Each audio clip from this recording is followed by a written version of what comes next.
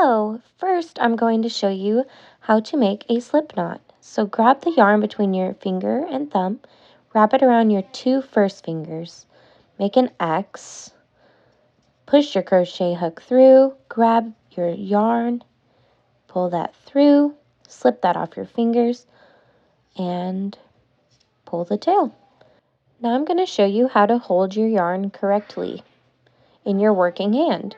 First, you're going to wrap it around your pinky, behind your ring finger, in front of your middle finger, and around your pointer finger, just like that. Then you flex your finger and hold the yarn between your middle and thumb. Now we're going to chain 6, so grab your yarn with your hook and pull it through the loop. That's all you do for a chain. Super simple.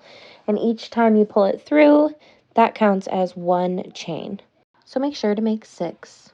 Now we're going to turn our work. So we're going to go in the chain one away from the hook, closest to the hook, and go inside of that chain. There we go. We're going to loop our yarn over and pull it through. Now we should have 2 loops on the hook. Now we're going to pull our yarn through those 2, and that is called a single crochet. So we're going to single crochet in each chain all the way down. So we're going to have 6 single crochets. So go through the chain, yarn over, pull through both loops, chain, yarn over, pull through both loops, all the way down. If I'm going too fast, you can totally pause or slow the video down. All right, now we're going to chain 1 and turn our work and make 6 more single crochets just to practice. So you're going to go in the chain closest to the hook, not your chain 1, but the single crochet next to it. Make them all the way down and I'll meet you at the end. Remember, you should still only have 6 single crochets. Now that you've made it all the way down, we're going to chain 1, turn our work, and we're going to work on some double crochets. So chain 1, turn your work, and first you're going to yarn over. Now you should have 2 loops on your hook. And you're going to go through that chain, yarn over, pull through, then you should have 3 loops on your hook. Now you're going to yarn over, pull through 2 loops. You should still have 2 left. Yarn over, pull through the last 2. So we're going to do that again. Yarn over, go through, yarn over again, 3 loops, go through 2, and go through 2. Yarn over, go through, yarn over again, 3 loops, go through 2, and go through 2 again. So go ahead and finish that row of double crochets by yarning over, going through with 3 loops, go through 2, and go through 2.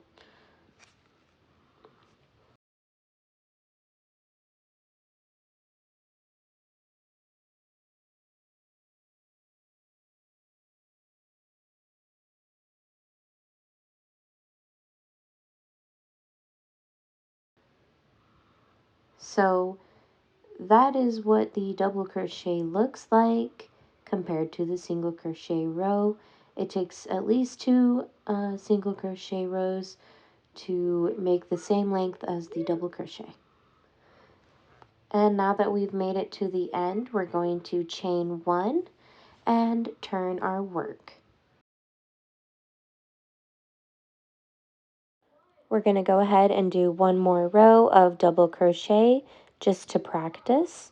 So once again, you yarn over, go through your single crochet loop, 3 loops on the hook, go through 2, and then finish with going through the last 2.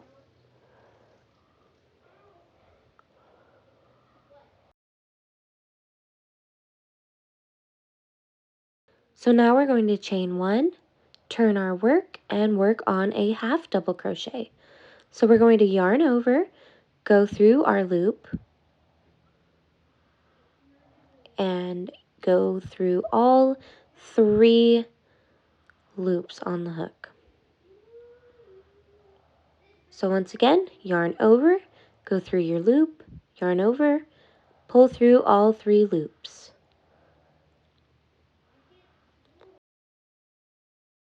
And that is your half double crochet stitch.